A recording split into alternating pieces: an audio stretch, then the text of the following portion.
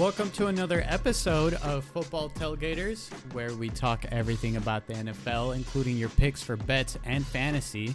In today's episode, as usual, I have here with me Yams, the Texan Jets fan, Andy, the unbiased football fan, and me, Aaron, the Cowboys fan. Today, we have a little bit of news. We're going to go over a couple topics that have been kind of going around, but we're going to start off with something simple, and this is going to be about the Giants. You know, wide receiver Sterling Shepard says that the Giants offense has potential for a lot of big plays.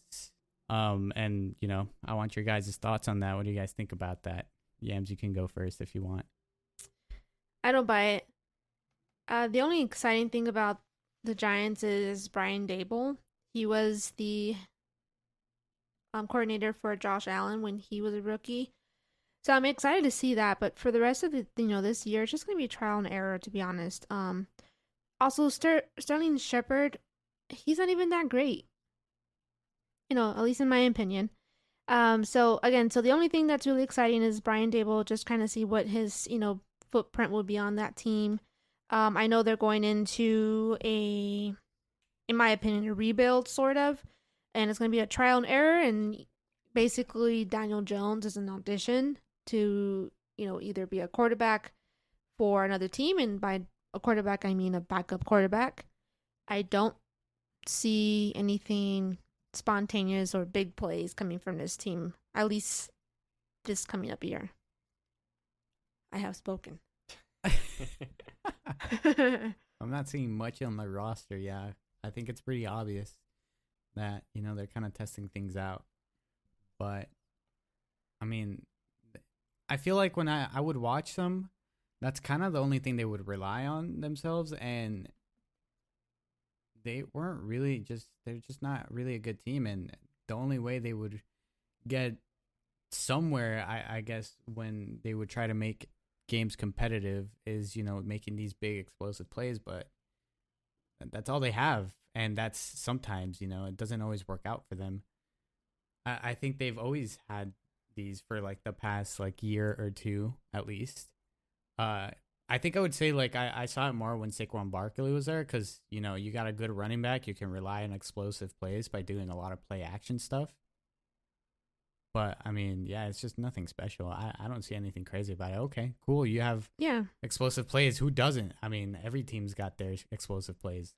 And there's gonna be other teams that are gonna have bigger explosive plays than the Giants. And the only advantage that they have is that they are, with the division with the Cowboys, Commanders, and Eagles, who are all three of them are also trying to figure it out, and including the Cowboys. So that's the only advantage they have to even have maybe a shot, is just the fact that that whole team is equally or almost equally competitive with each other, or at least can compete with each other. Yeah. They got a very injury-prone wide receiver roster too.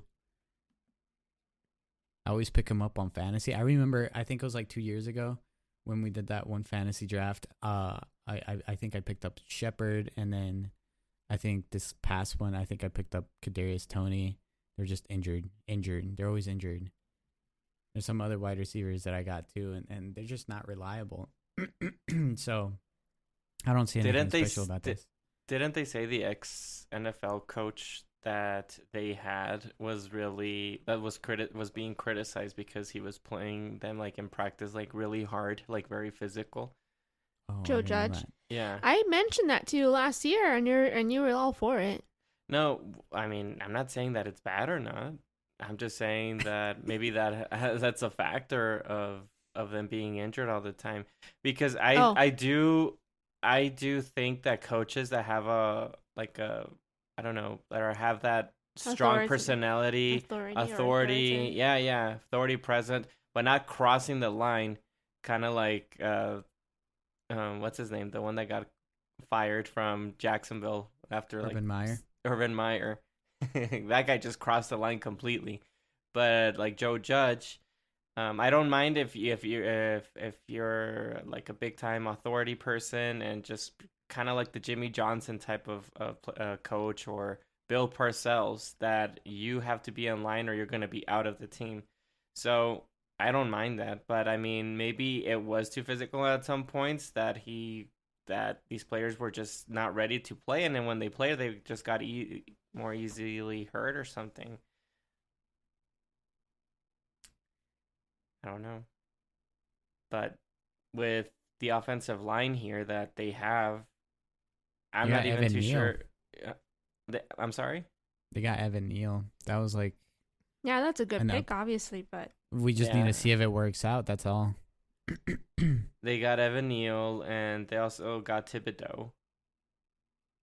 Would you say their defense might start like getting better than their offense right now? I'm not sure. Which Honestly, side would be better? Like, I don't think that. I think the Giants are one of those teams that mostly everybody just has them like not even competing that much. Like, they're just like one of those teams that are just in the end. I would assume that Detroit Lions are even higher than them, or the Jacksonville Jaguars at this point. Mm-hmm. You can actually debate that the Giants are actually like the last team that you expect them to win like any games at all, honestly. Unfortunately for Daniel Jones. Unless it's the Cowboys.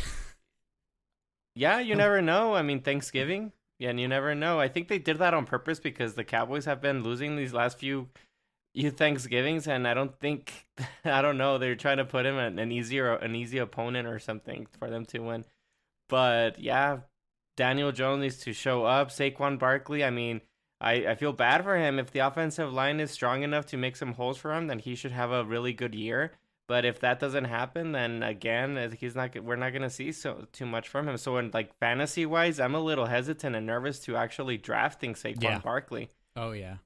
So sure. Yeah, and I mean Kenny Golladay, the wide receivers is good. It's not amazing. Sterling Shepard, I say maybe a little better than average, maybe, or average. And Kadarius Toney maybe a little bit better than average, but not like amazing. I don't see any like amazing players here. Only would be Saquon Barkley, but he needs help. He needs that offensive line to be putting some holes on him. Yeah, it kind of sucks for them. Yeah, it's a bunch of average players, in my opinion. You know, Thibodeau is probably one that would have. But you don't even know he's a rookie. We don't even know the potentially good players. I don't think he will be a bust, but then you even have Evan Neal, who seems legit. He might be a bust too. No, I don't think so. The busts are the ones that we just mentioned. No, I know, but I mean, but they're rookies though, so we don't know. Like, I remember there was this offensive lineman named Cooper. I think Arizona is the one that drafted him, and he was like a high like offensive lineman that like was drafted like in the first round, and he just went from team to team until like he's not even in the NFL anymore. And that was like recently actually too. Like, I don't know, it's like 7 years ago or something. And offensive linemen last a long time, more than, I mean, I see these offensive linemen last longer than a lot of these other skill positions. So we don't know. Hopefully, I mean, I always like to see teams be competitive. So hopefully they do work out for them. And wouldn't you say that drafting offensive line is more of like a conservative move? Like, you're almost guaranteed that you would have a solid player to add?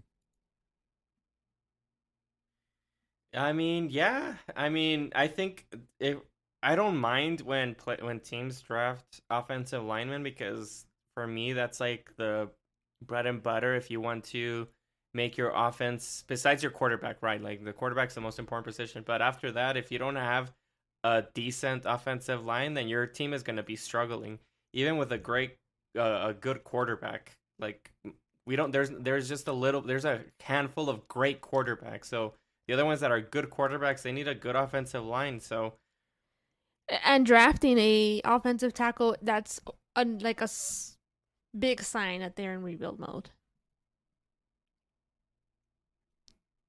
Yeah. I mean, you can say that. I mean, maybe. I think that Daniel Jones is gone pretty soon, and I don't think it's gonna get better for him. I think you know what? I'm trying to remember an offensive lineman that they that the Giants drafted high, and he turned out to be a bust. I think it was Eric Flowers. Oh my gosh. I think it was Eric Flowers, but that was a long time ago. That was like in 2005.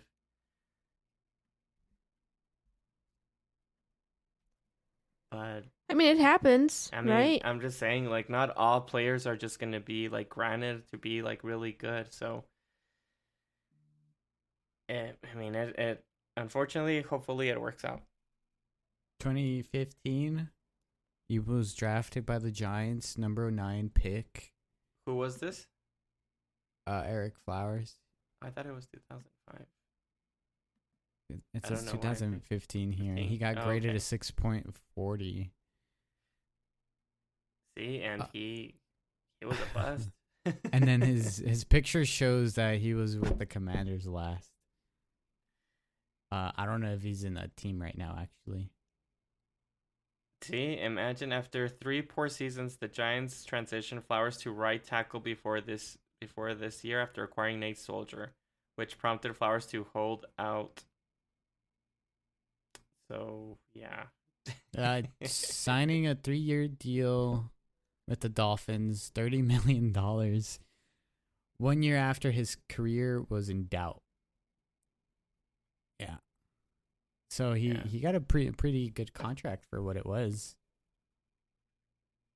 There you go. I mean, I haven't kept track about it. I remember him, but that was a while ago. I forgot about him completely. But I do remember him being on the Giants, and then I just didn't realize he was supposed to be like a big prospect, at least for the offensive line that they had. But it just goes to show that, man, like even in 2015, they were still trying to draft offensive line, and it's just not working out for the Giants. Like, wouldn't you start blaming the what's it called, the front office? Yeah, well, you got let go. Now it's a different front office, so I mean, we're not saying like it's gonna repeat again. But my point is that not all skill position players turn out to be like working out. There's some that are busts, but hopefully these guys are not. Yeah. So, going on to a team that's not rebuilding, with the Raiders. There's news that the Kaepernick workout was a disaster, right, Andy? Yeah. According to Warren Sapps, he had some sources saying that Kaepernick is not going to have a chance to get into an NFL team because his workout with the Raiders was a disaster. Supposedly. Now, how reliable, would he be for someone to say that kind of stuff?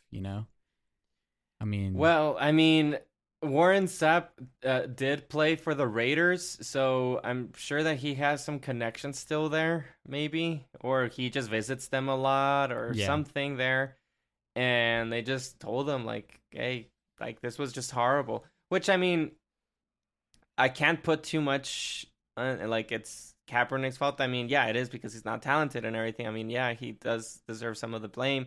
But, I mean, he hasn't been playing in, like, forever. So, I mean, it's up to you and your opinion to think, like, well, was this, like, a legitimate, like, person that knows their football and says this guy has no shot at all, nor chance? Or it was just, like, a player just being like, nah, this guy just was terrible compared to what we have in the roster right now. And my thing is, why would Warren Sapps say anything like this if it wasn't even close to being true? I mean, if it's out there, it has to be kind of true. Those rumors are out there about his workout being a disaster. Probably is true. And like you mentioned, he hasn't played in a long time. And even if you look at his stats, before he was a hot hand, and that's when he was doing good. But after that, his numbers started to decline. And he even got benched for, playing horribly. So, if he was close to being good or maybe being backup, don't you think the Raiders would have just made the move and hire him? Yeah, and they didn't. Right? So that just but shows they also you. said that when it says here, I spoke to the GM. Well, it's here. Let me say the story here. Okay, So say the story. So Say the complete story. after Warren Sapps said that Kaepernick's workout was a disaster, Kaepernick's agent fired back at Warren Sapps' comments about supposedly that disaster of a workout. And this is what Kaepernick's agent said.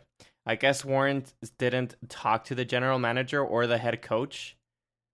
I spoke to the general manager several times, and he said that all thought Kaepernick was in and that they all thought that Kaepernick was in great shape and threw the ball really well, and encouraged any team to call him about the workout, and he would tell them the same.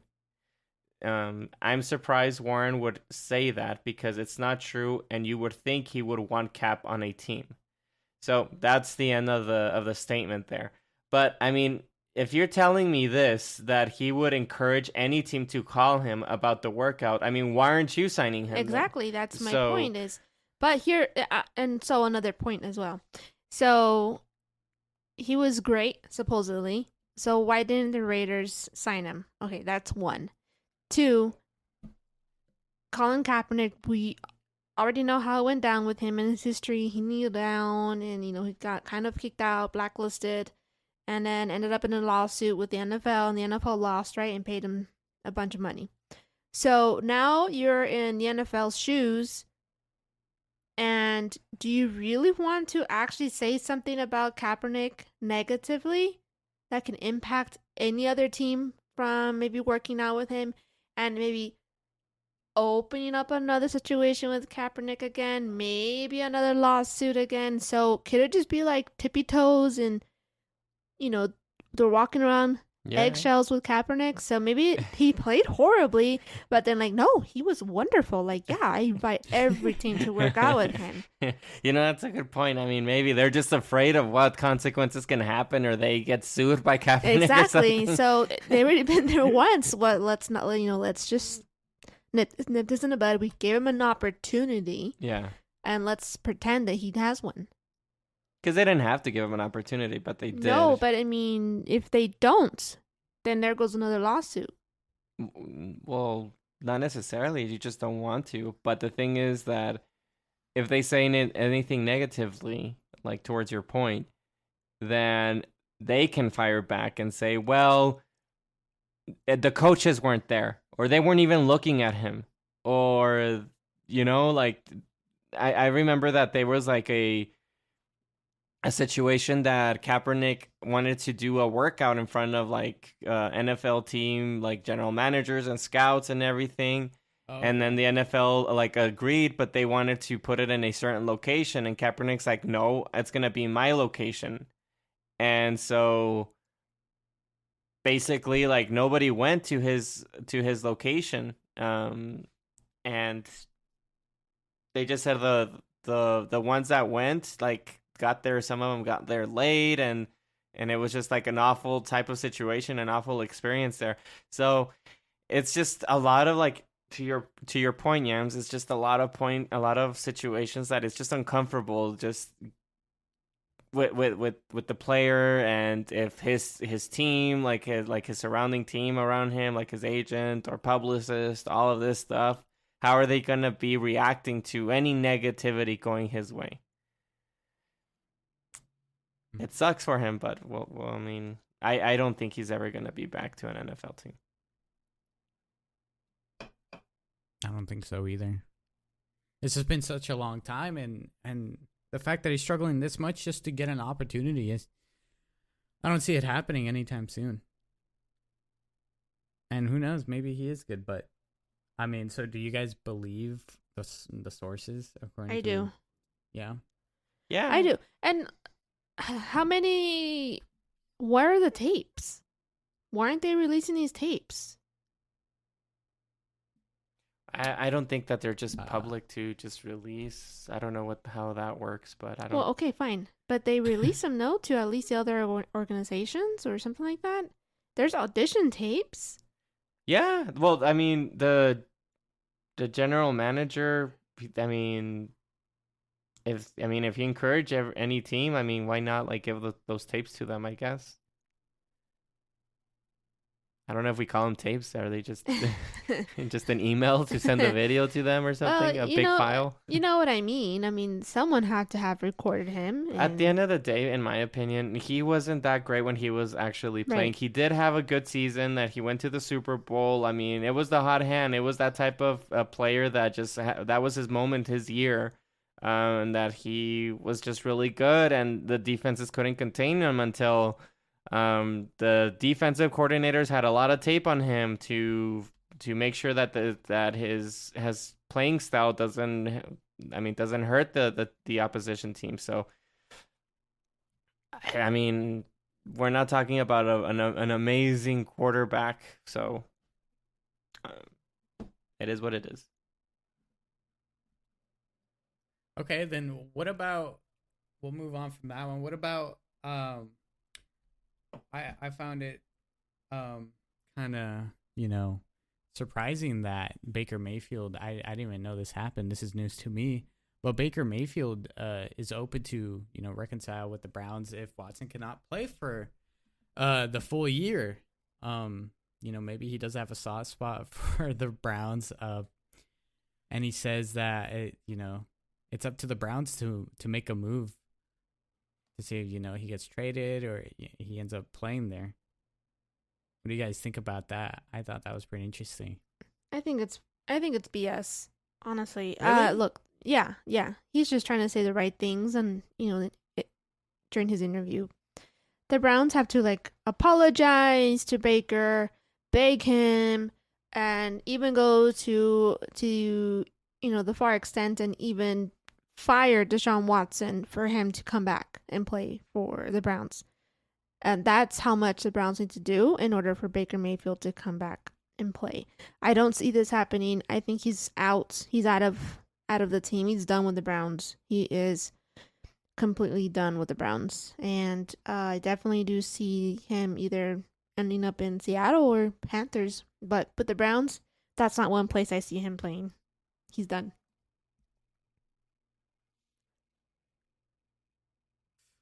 I don't know. Why would he go out and say that? And then what if he ends up being stuck there and they want him to play? I think he's gonna play. No, I mean, he's not gonna play. He's gonna sit there and just get his paycheck. But why would he say no? I'm done with the Browns, and then now he comes you know what? If they want me for a year to play there, I'll do it. But it's up to them. And then you see him it starts, and then he doesn't play because I'm not playing for them. It just seems kind of weird. Well, he said the Browns have to make the first move, but he also said we're also kind of ready to move on. Yeah, I don't know how his contract situation works, so I don't think he can just sit say I'm not playing and just continue getting paid. Yeah. So exactly. I mean, I don't know how much guaranteed money is left on his contract or whatever, but if he doesn't play, I mean, I don't know. So I mean, if he said that, basically he's open to hearing the Browns. I mean, also think about it, put yourself in his shoes, on Baker's shoes, and be deep down inside, you're I think the Browns need me and they want me to stay just for this season or whatever.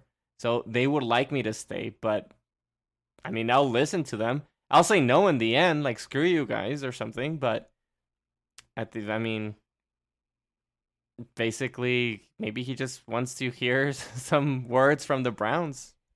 Well, I guess his agent will know, right? So if there's trade talks that are kind of heating up, then you kind of have Baker Mayfield having his options, right? But if there's absolutely no trade for him, and maybe this is why he's talking out this way, then it could be that neither Panthers or Seahawks were ever serious about ever trading for him. I mean, yeah, we've been talking about this for the last 2 years, right? It feels like the last couple months, and I mean, if there was really there were excitement from the Seahawks or the Panthers or whoever, the deal would have happened. So he's just not that great for them to be all excited for him to get him. So or they're trying to do their business tactic and just wait for the Browns to cut him so they can get him for a cheaper price, and wherever he wants to go, like, it's his decision or whatever. But yeah, I just think, and who knows, maybe Baker has another, like, the Baker and his agent have another like a plan going on. Well, if the Browns want me for this year, like, I'll play, but you're going to have to give me a 1-year contract and give me this guaranteed money, and it's going to be a big chunk or something. I mean, that can happen too. But at least we know that Baker's open to the idea, supposedly. I mean, if he stays there and they force him to play, which I think is definitely not off the table. But I could see him likely going to just Carolina, because isn't that like his strongest, or I guess the most likely out of all the other teams is the Panthers, right? Who's why after not the Seahawks? Panthers? Well, the Seahawks. I mean, No, they but have the Panthers are the favorite from what I'm seeing. I don't know about that, honestly, because I've also heard that it's the Seahawks. I think the Panthers makes more sense than the Seahawks. Maybe so. I just the wide receivers and the Seahawks I like better, but maybe just the Panthers are just better equipped defensively and offensively, because it's a better overall team. Yeah, they have McCaffrey. You have, I mean, DJ Moore is not a bad wide receiver. You have Robbie Anderson. Yep. And I mean, McCaffrey is it's a game changer, that guy. And with the Seahawks, I mean, DK Metcalf is like one of the biggest monsters for a wide receiver, and you have Lockett there. So, and I think just the defense of the Seahawks need some help, and the offensive line. That's why Russell wanted to leave.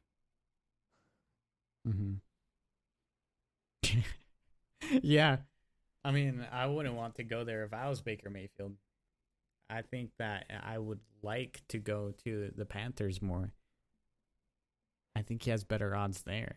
Yeah, he does have better odds with Panthers. He does, and well, there's also a better. I mean, I know you guys probably would disagree with me, but there is a better quarterback already, and Panthers. PJ Walker? I'm just kidding. He's probably not even on that team.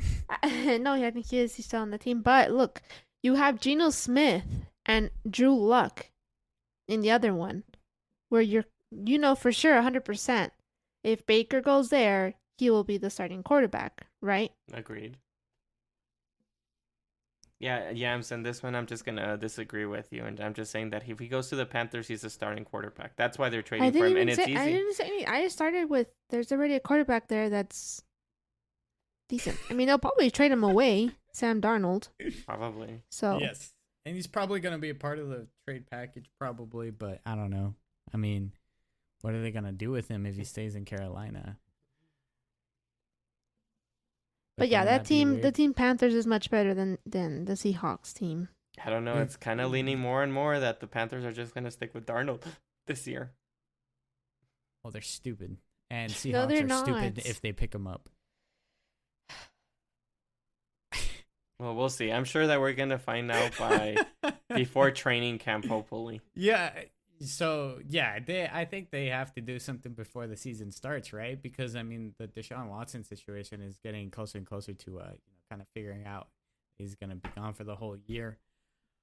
But, yeah, moving on to something, I guess, more of a drama situation, more trash talking. Martellus Bennett, the Cowboys legend, took a huge shot at... a huge shot at Jimmy Garoppolo in an appearance on the Double Coverage with the McCourty Twins podcast, reflecting on the two defeats that the Patriots suffered in the 2016 season.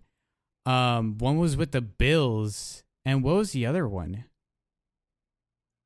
Do you guys remember? No, I'm not sure. No. No? But the Bills was the bigger one because according to Bennett, he blamed Garoppolo for that loss against the Bills in Week 4 in 2016.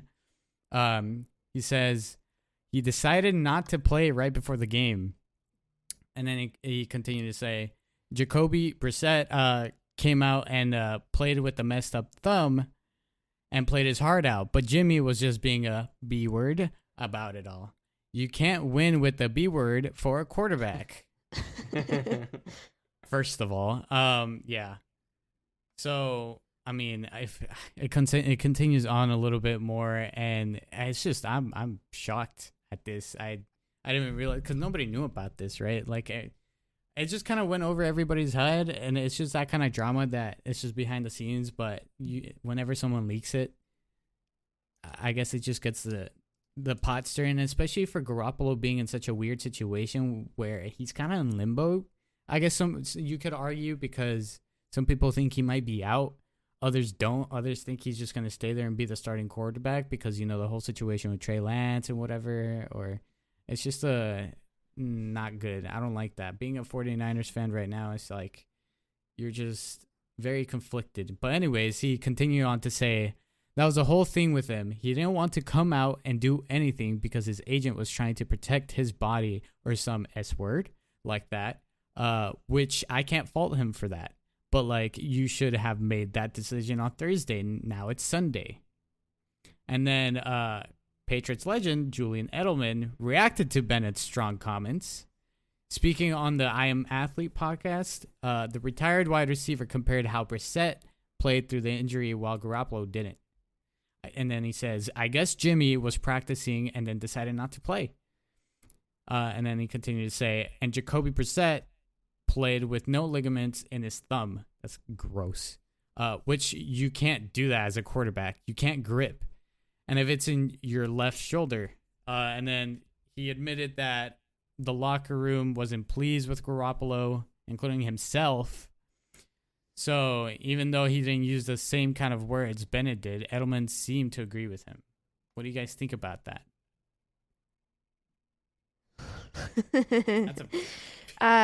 You should have said the full words that he was saying there about it. I no snowflakes are allowed in the NFL. That's my opinion. No, I'm just kidding. Look, so I'm a little conflicted. This tough girl here. I'm a little conflicted about this. As a fan, yes, I would absolutely hate to see a quarterback stand down because of, agents, advice and your protect your body. I absolutely hate it. I think that you want the best possible team out there. You always want to play the best that you can, right? But if I just take me out as a fan of the NFL and maybe put myself as Jimmy, right? I'm going to put Jimmy as an employee as the NFL. So if I think of myself as an employee of the NFL, I understand. At the same time, I hate it, but I understand, because why would I, or as an employee, risk putting my body out there knowing that I won't be able to get a huge contract somewhere else? Everyone knew that Tom Brady, was it that time when Tom Brady was suspended, I assume? I believe so, yeah. Well, everyone knew Tom Brady was going to come back, right? And everyone knew he was the quarterback for that team. Actually, there was some speculation. There was some speculations, but I mean, he's like, I'm the get out of here. Here comes the Spanish. I don't speak Spanish, guys. But anyways, he's like, get the heck out of here. It's my team. I run this town. So I mean. And I think Jimmy knew too, and the agents knew too, that, this is Tom Brady's team. So for Jimmy to go out there and risk his body for an uncertainty future with the team, I get it. As a fan, I hate to see people back down. I want you to play. I want you to show you are the best player, that you can be the best player. You can be a franchise quarterback, right? But he ended up getting his deal, so. But now look at him now. Anyways, same outcome. No, I see what you mean. I mean, I understand the person and trying to like, you don't want to get like completely hurt and not be able to play. And I think it's because he was getting some momentum because he did play and he played well. And they're like, oh, cool. We get to see this. Like, the Patriots have another quarterback, and probably the team around him was like, awesome. Let's just continue this momentum here and everything. And then you back out and you're like, what the heck? What did just happen on like right before the game on Sunday? So that's the frustrating part as a team. So it's because in a team, especially in the NFL, you're going to have some players that are just about like themselves, and there's some of them that are just about the team and winning. And when you're part of about the winning mentality, which I know the Patriots are, they get a bunch of players that are just about the winning mentality. And this guy comes, I mean, is playing well, and then all of a sudden he just backs out. And just you're telling, well, this is supposed to be our leader. Well, not much of a leader then. I mean, look at Antonio Brown. Didn't he have that same situation when he quit for the Buccaneers against the Jets? That he was actually hurt or something, and the coaches were telling him to get out there, and he was saying no, so he just like left. So I mean, you have your thoughts about Antonio Brown. I mean, look at as of now, there's no team signing him, but I don't know in the future. But that's the type of situation that you'll get in with Jimmy Garoppolo.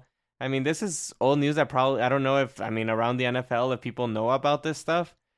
But, I mean, it's also about his talent because as of now, nobody has traded for him. I'm sure that if he was that good, somebody would pick up the phone and call the 49ers and let's make a deal happen. But just like Baker, it hasn't happened as of yet. So it's a tough situation, but I agree with Yams that as a fan of sports, you want them to compete even if you're hurt. No, not even if you're hurt. That's no, crazy. Heck yeah.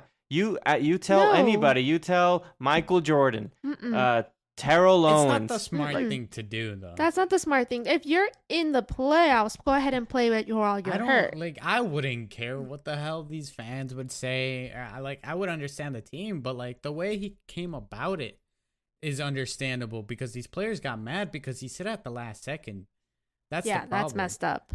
Yeah, that's the messed up part. It's not that he didn't play because he's injured. He's a wuss and whatever. No. That's fine. Well, we don't know the severity of the injury. Maybe he was just like all walking around like, okay. He wasn't injured. Huh? He wasn't injured. He just decided not to play, not to hurt himself. No, it says here that I guess Jimmy was practicing and decided not to play. That's it. There was some situation happening. Jacoby is the one that had no ligaments in his thumb and played. And he played. But, it all comes down to talent. I understand that. But I think he was a little bit injured. I don't know if a little bit because, that might be like a I'm not saying the correct thing. I'm not too sure what happened there, how injured he was. But the agent was trying to protect his body. Well, yeah, that's the thing. The whole thing with him is he didn't want to come out and do anything because his agent was trying to protect his body or some blank like that. Yeah, because you're not gonna just get a healthy quarterback and it's like, okay, you're not gonna play. No, that's not how this works, and that wouldn't fly in the team. The coaches would be like, you're completely healthy. I'm sure that he was actually injured. I don't know the severity of the injury, and that's the situation that happened. Imagine he's completely, but the agent says he can't play. The hell he can't play. He has to play. He's part of the team. He's not part of the injury list, so he's going to go and play. But because he was in the injury list, again, I don't know the severity of it. And I bet you, like, if Edelman and Martellus Bennett, and especially Edelman, as he's one of the all-time wide receiver greats of the Patriots, he came out and backed Bennett up and saying that the whole team was frustrated. I believe on the whole team that this was that this was something that he could have gone and played. Like, come on. And especially if Jacoby Brissett didn't had like a torn ligament on his thumb or something like that, and he played, like, there would be more respect on Brissett. But that's just my opinion. But I understand on the situation of that you want to get paid because this is a tough sport, and it might just like hinder your future. I remember with Matthew Stafford, he dislocated his shoulder against the Browns a long time ago. It was one of his first years as an NFL quarterback with the Detroit Lions. It was about the end of the game, and he dislocated his arm. And the coaches were telling him, like, okay, well, and you're done. And he's like, oh, you want me to throw it? I can throw it. Let me go out and throw it. It's just one more play to win the game. And he did. He went out and he won. What was his injury? He dislocated his shoulder. Yeah. Did he pop it back in? He didn't throw it. He didn't throw it? No, he ran it. He ran it in? He ran it in. I just remember that he. Are you sure you're not remembering against the Cowboys, right? Oh, yeah, my bad. I think you are. Yeah. Oh, the one that he's fake spiked it? Yeah, the one that he fake spiked Yeah. and going. I think that's what Aaron is remembering. But this one was against the he did it Cleveland Browns. twice. No, I'm a big Stafford fan. He's a great quarterback. And when you see that in a quarterback, especially in a quarterback, you're like, heck yeah, I love this quarterback. This is the guy. This is the leader. And you back him up. You become more of a fan.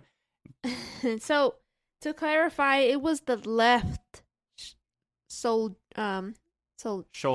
Thank you. That's what What are you drinking? I don't know. It's Thursday. That's why. Almost Friday. That's what was injured for Jimmy. So, it wasn't his throwing. Well, I don't know. I don't know the severity of it. Again, there has been some quarterbacks that have been injured on their shoulder, but I don't know the severity. Like, this is pure speculation. Oh, okay. Maybe it was very hardcore. He got injured on the play. He did like a game-winning touchdown. So he threw it up there, and he got Aaron's talking demolished. about, Matthew Stafford. Sorry. Yeah, it's because I was looking for the video because I was getting the Cowboys one mixed up with. But now I remember.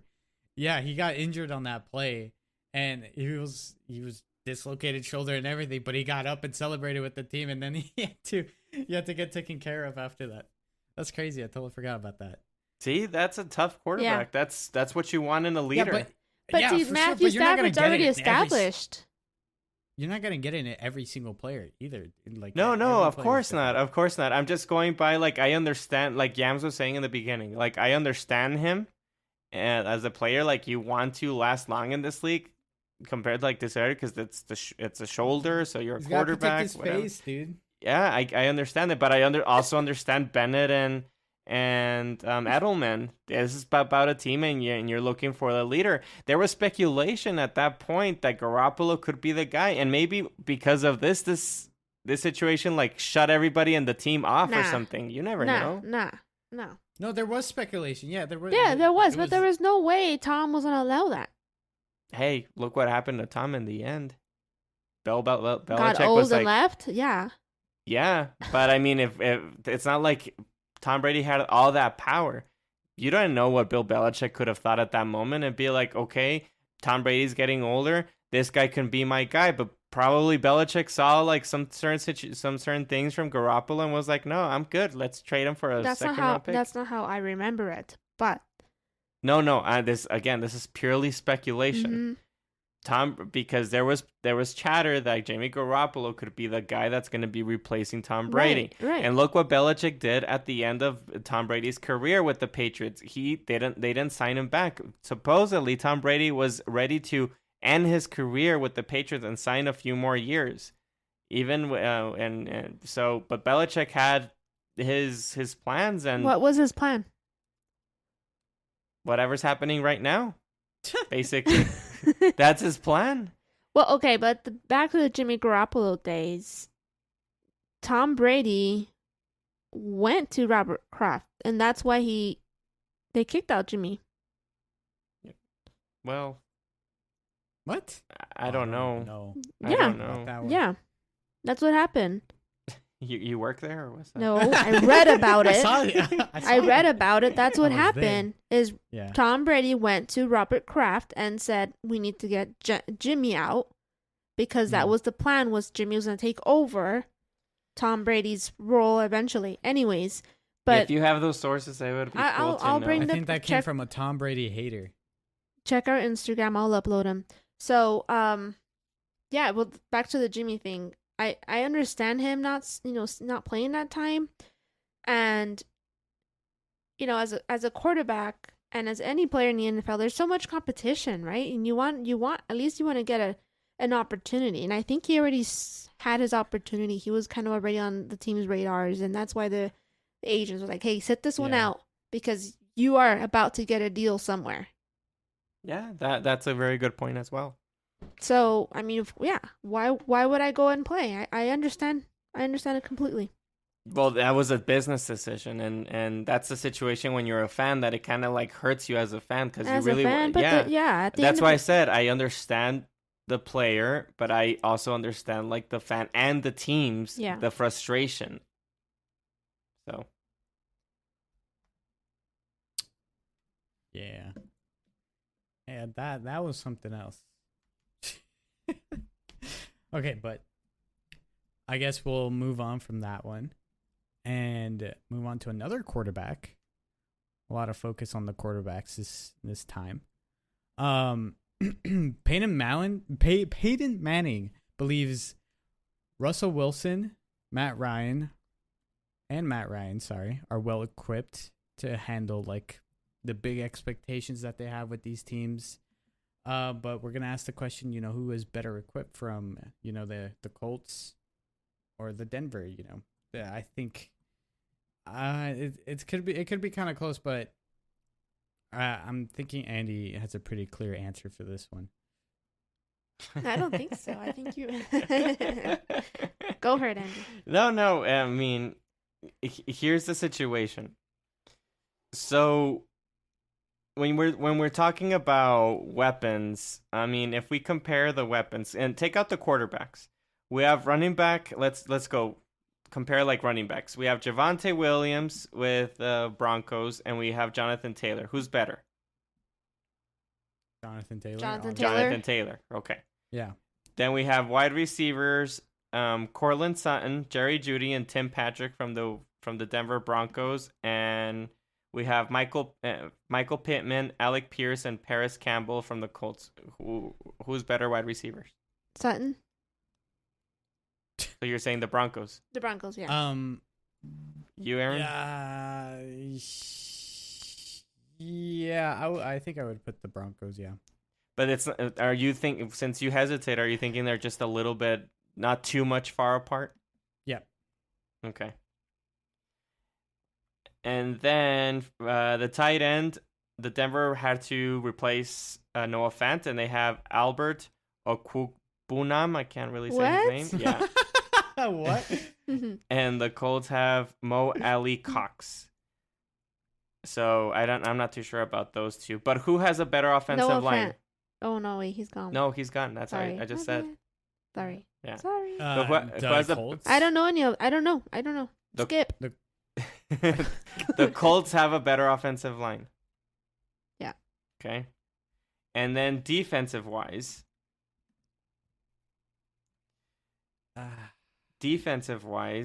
we have, I mean, the ones that stand out to me from the Broncos side, you have Bradley Chubb, linebacker, Alex Singleton, another linebacker, Randy Gregory, new addition. I mean, you can say that he's a good linebacker as well, or defensive end, because he does play sometimes both. And then you have in cornerbacks, you have Darby and Surtain. So I would say Surtain. Surtain. For Surtain, the second. Surtain is better than Surtain. And then for the Colts side, Stephen you Gilmore. have Darius Leonard, linebacker. You have Stephen Gilmore, cornerback. Kenny Moore the second, the other cornerback. You mean Stephon Gilmore? Yeah, Stephon Gilmore's with the Colts now. Oh yeah. And then you have DeForest Buckner from the defensive line. So the thing for me is that the defensive, I mean, I would choose the Broncos defense right now. and they are. I would think that they're better than the Colts. But the situation that I have is that when Russell Wilson was very successful with the Seahawks is when they had a good defense, and that's how they call them the Legion of Boom, and they did win the Super Bowl, and I mean it was just a really good a few years for the Seattle Seahawks, and with the Colts, I just Matt Ryan, he has the better offensive line and the better running back, so better equipped. I would think it's a really hard question, but I think if you switch quarterbacks, if you put Matt Ryan with the Broncos and Russell Wilson with the Colts, I would tell you for sure it's the Colts because of that offensive lineman, and they have that Jonathan Taylor. But in this situation, I think that they're just better equipped, the Broncos, and it's just because of the quarterback, and they have a better defense. But the offensive line of the Broncos needs some help, and Russell Wilson, he left the Seahawks because he was complaining about that offensive line, and he went to the Broncos, and it's not that great. So it's gonna be it'll be very interesting to see how that meshes up. But at least he has that defense to like help him out from time to time. So I would just choose that the Broncos is better equipped, but it's not like far off in my opinion. Yeah, I would say that just the Broncos are just better equipped for the future. A little bit more so. They have to invest in their offensive line. Colts is more of like we kind of have to win now type of situation, or at least very, very soon. Yeah, for sure. I mean, the running, it's because the running game for the Colts is what's like it's the best thing for the Colts in my opinion. They have Jonathan Taylor, they have Hines, they got Phillip Lindsay. I mean, Javonte Williams for the Denver Broncos is pretty good too. Yeah, but he's no Jonathan Taylor. You can have a debate that Jonathan Taylor might be like top 1 or 2 like running backs even for fantasy. Mm-hmm. Kind of like what Aaron said there, Denver has more of a outlook for the future, more positive outlook for the future. And the thing here is just the division that they're in, it's just, it's just tough. It's going to be tough for them. Yep. So they are a better equipped team, in my opinion. But I just think the Colts might have more wins because the Colts will have absolutely more wins just because of the division in itself. Yeah, they have Tennessee, which they made all their wide receivers leave. So I don't know what's going to happen there. Then you have the Jacksonville Jaguars, which they're barely starting and they're trying to figure things out over there. And then you have the Houston Texans. That's another question mark. So, I mean, you can see it's a good. You can see that the Colts might be able to have more success than the Denver Broncos. Yeah, they will. So to answer your question is Denver. Denver's more equipped, in my opinion, to be more equipped. It's just a division. It's really hard. It's going to be really hard for them. So I kind of want to switch my answer just because of the division itself. Yeah, no, I mean, you can say that they're better equipped, but the Colts have a better shot of winning more games. They have a better chance with the team that they have because they also have a really good team. Yeah, for sure. And I mean, it's also going to be exciting to see Matt Ryan with the Colts and have a different team. And I mean, we've seen quarterbacks flourish when they switch teams, so it'll be really interesting because he's not a bad quarterback. Yeah, he could probably redeem himself for, not being able to win a Super Bowl that last time. Oh, man, 28-3. I'm never going to forget those numbers. Yeah, he isn't either. Imagine if he retires and he's just going to have that Super Bowl, going through him. I mean, if he wins a Super Bowl, then I think he'll be, be more at peace with his NFL career. Yeah. Because that was just horrible. Supposedly, I'm not even sure because I'm not a mathematician, but supposedly in that Super Bowl when it was halftime and it was 28-3, if they ran every single down, mathematically they would have won. I'm not sure if that's possible because again I'm not a mathematician, but supposedly I read that of when the Super Bowl happened, that was a situation that could have happened. That's when they had Todd Gurley, right? Or not Todd Gurley. Sorry, who was their running back? It was a big guy. He was a strong dude. They didn't have an established like number one beast, right? Yeah, no, he was. He was a monster in fantasy. What? Yes. Devontae? No, Freeman. Freeman. Devontae Freeman. You're Yeah. right. Yeah. What happened to that guy? He's with the Giants right now? No, he's not with the Giants. Is he with the Giants? I think he's definitely I don't think he's a starter. Yeah, I don't think he's a starter. I mean, it just irks me what happens to these he's with the Baltimore Ravens right now. It just irks me what happens to these running backs. They're the ones that give you like the most points in fantasy, and you're most excited because you got these running backs and everything. But they're the ones that their NFL careers are very short. Again, if the Players Association can hear this podcast, I would strongly suggest them to put a little clause and the next agreement that they have with the NFL and say the running backs need to get paid first. If they produce or whatever, something that they have to get paid and they have to be taken care of because it's not fair in my opinion. I mean, I'm gonna bring up another example. I mean, rest in peace, Marion Barber. He was the running back for the Dallas Cowboys, and he used to gain a lot of yards, like extra yardage. He would use his head a lot, like if it was a bull, just hitting people, and he was just a beast at a running back. He was one, in my opinion, one of the best running backs that I've seen that Cowboys had, and he was doing awesome, amazing. And Emmitt Smith, all-time leading rusher running back, and he played for the Cowboys. He stated in an interview that running backs that play that like that don't last that long in the league. And yeah, the Cowboys only had him for a few years, and then he went to the Chicago Bears and didn't do much there, and that was his career.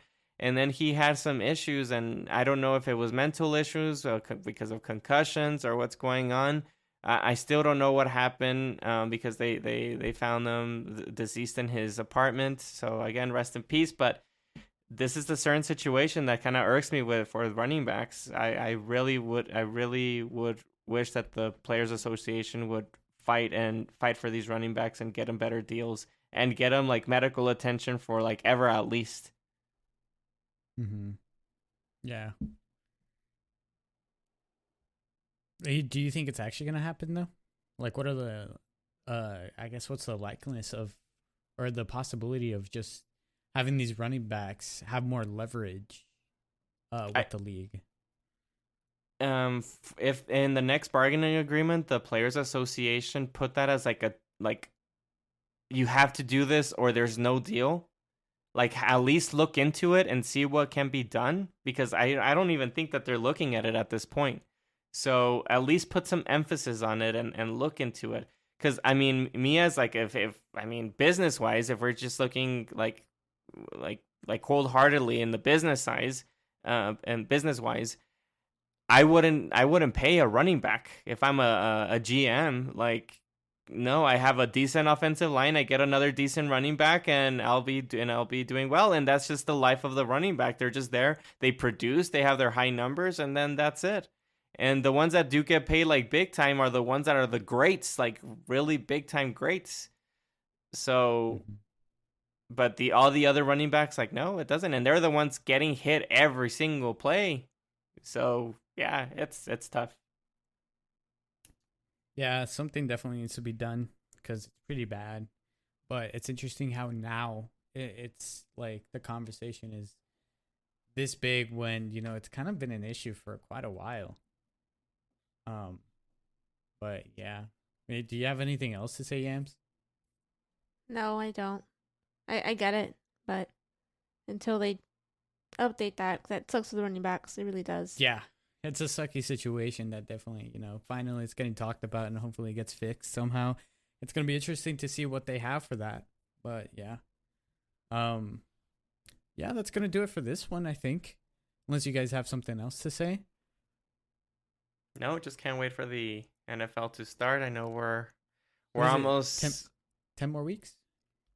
Well, I mean, I watched the preseason, so for me it's like a month and 2 weeks maybe.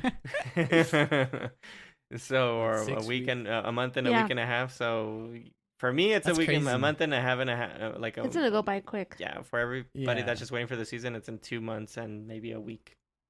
I do have something to say, because you guys didn't believe me earlier. The Bleacher Report, here it is, dated January 4th, 2018. Tom Brady reportedly forged Jimmy Garoppolo trade.